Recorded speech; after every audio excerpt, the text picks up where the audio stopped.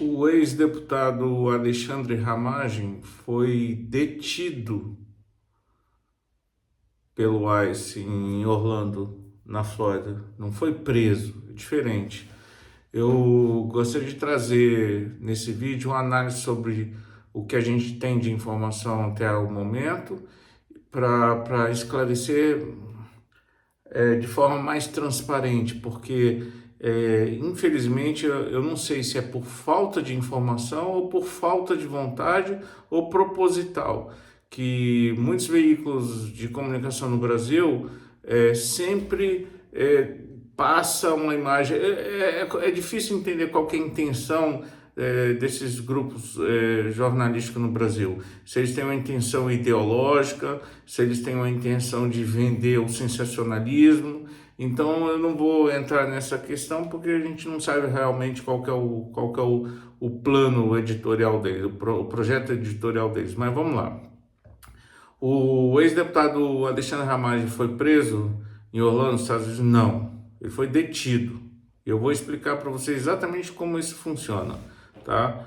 Diferente do que muitos jornais divulgaram nos últimos momentos, com muita informação equivocada. De novo, não sei se é proposital ou não, mas enfim, vamos lá.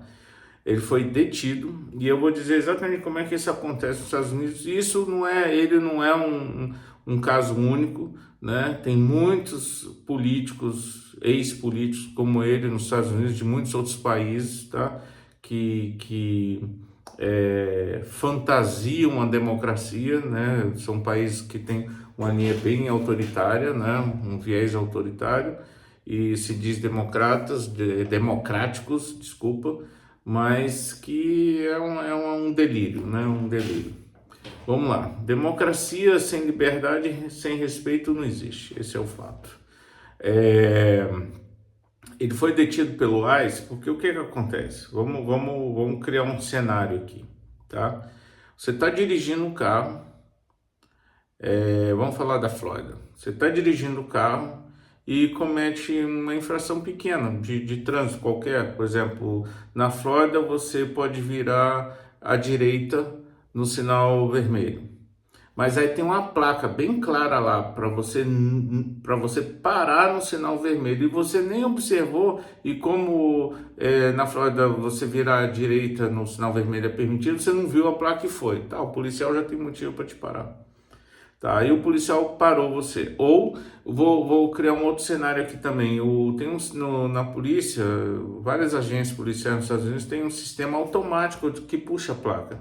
O carro da polícia está lá, ele está puxando as placas. Onde ele está pegando por câmera, ele está puxando as placas e analisando. Aí o sistema pode acender um alerta para o policial e o policial vai parar aquele automóvel. São essas duas possibilidades. Você cometeu uma infração de trânsito e o policial viu, ou o sistema dele está ligado, puxa as placas dos carros todos que passam visualmente por ele e o sistema acende um alerta para o policial e ele persegue esse carro e manda parar. Tá bom. Quais os documentos que o policial vai pedir antes de qualquer coisa? Ele vai te pedir carteira de motorista, seguro do veículo e registro. Tá? Aí uma dessas três falham. Seguro falhou, então possivelmente ele vai te dar uma multa, né? Registro, se o registro não tiver no seu nome, pode dar um problema. Se tiver no seu nome, ele te dá uma outra multa. A carteira de motorista, se você tem uma carteira da Flórida e não está com a carteira e sabe o número da carteira, você fornece o número para ele. Ó, minha carteira, eu não estou com a carteira, eu saí para academia, mas o número da minha carteira de motorista é esse. Blum, blum, blum. Aí ele bate lá o número da carteira e identifica você, pode te dar uma multa como não, tá? Mas ele te identificou, esse é o ponto. Ele precisa identificar o condutor do veículo, tá? Numa situação que você está dirigindo um carro que não está no seu nome, isso falhar com essa apresentação de documentos pode te complicar um pouco mais, porque o policial não consegue te identificar e ele não consegue identificar a sua relação com o dono do veículo, tá? Mas aí, no caso de estrangeiro, falhou com a documentação de identificação, porque o que acontece? Você apresentar um passaporte que esteja inválido, qualquer coisa assim, ou um documento, ou não apresentar, você não está conseguindo se identificar. E aí, sendo estrangeiro, qual que é a agência hoje que é competente para lidar com o imigrante, com o estrangeiro? Com o imigrante não, com o estrangeiro e com o imigrante também. Qual é a agência competente? É o Departamento de Homeland Security. Esse é o departamento competente para isso. Se fosse no aeroporto ou em área portuária, seria o Border Patrol. Mas como você está na rua, é o ICE, que é a Polícia Imigratória, tá? Então, automaticamente, muitas agências hoje de polícia nos Estados Unidos têm convênio com o governo federal e informa a agência que está com aquela pessoa, foi detida lá, o que eles vão fazer? Então, aí eles vão lá, buscam a pessoa e começam um processo. Então, até o momento, isso é uma detenção, tá? Porque eles precisam primeiro identificar a pessoa e saber qual é a condição migratória dessa pessoa. Como é que ela tá lá? Né? Se não conseguiu nem identificar a pessoa, você precisa deter a pessoa para poder identificar essa pessoa, né? Aí começa o processo. Aí eu vi um outro veículo de comunicação falando que ele foi preso e que um juiz de Jacksonville vai decidir se ele vai ser deportado ou se ele vai receber asilo. Já fez uma bagunça de informação que uma coisa não tem nada a ver com a outra, tá? Asilo é pedido a uma agência do Homeland Security que é envolvido com a imigração. Eu não lembro agora o nome, USSS, alguma coisa assim. É uma agência do Departamento de Segurança, do Homeland Security, que cuida só disso, de asilo, tá? A pessoa preenche um formulário e entra com pedido de asilo. Isso é com o departamento, o Homeland Security Department, tá? O asilo é pedido lá, não tem nada a ver com um juiz, tá? A deportação é feita da seguinte forma: se a pessoa tiver já com pedido de deportação autorizado, né, um juiz autorizou, aí essa pessoa foi pega, entendeu? Então automaticamente vai para o centro de detenção e vai ter um agendamento para deportar. Mas no caso dele, não existe isso. Então, assim, a deportação não é um processo assim, ó, o ICE deteve o cara, um juiz vai lá e decide. Não é assim.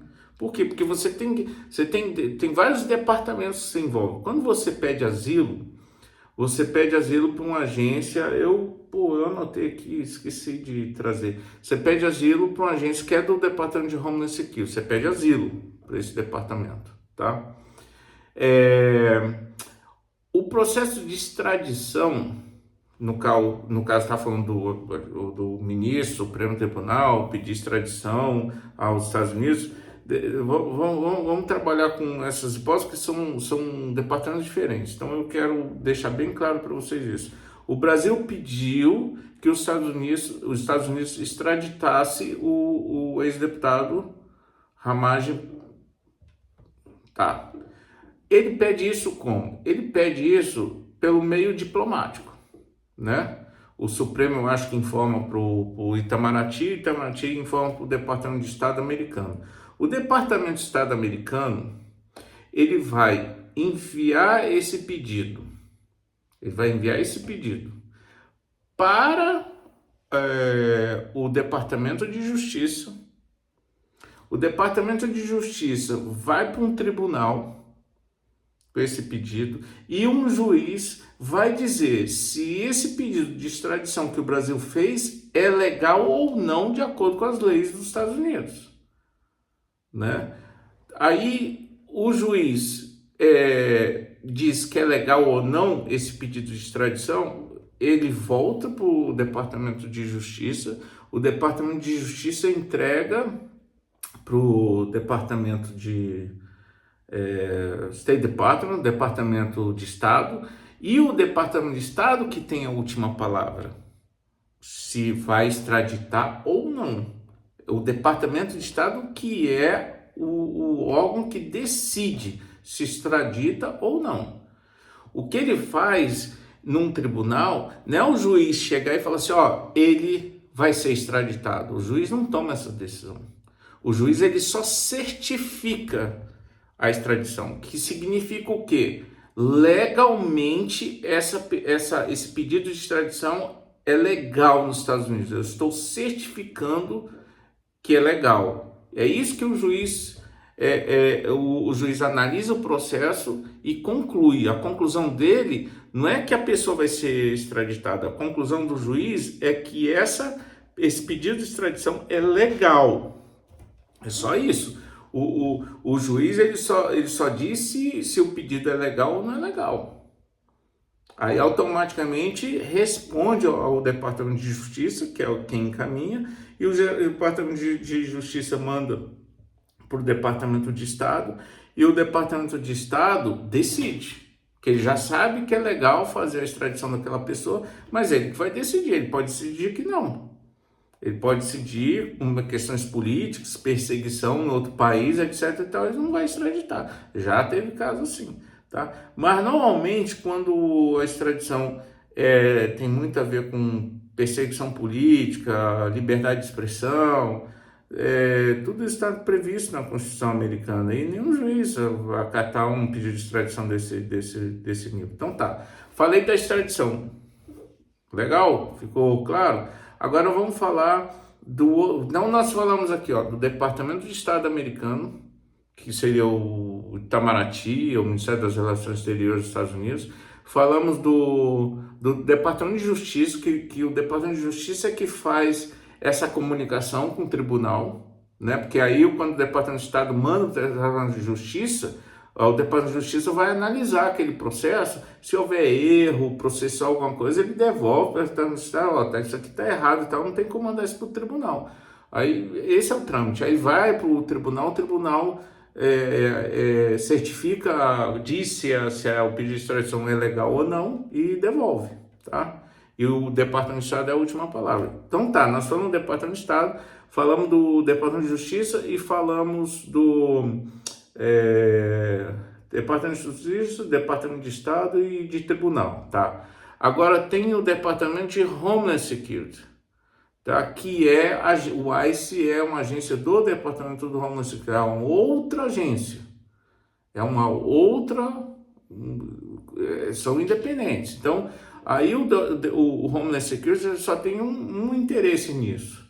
Eu quero saber se esse imigrante que está aqui nos Estados Unidos, ele está aqui em condição legal ou não. É isso que a gente precisa saber. Aí o processo segue, né? Quem tiver envolvido lá vai encaminhar, vai encaminhar para o Homeland Security. Não, tem o processo dele, número tal, assim, pedido de asilo, etc.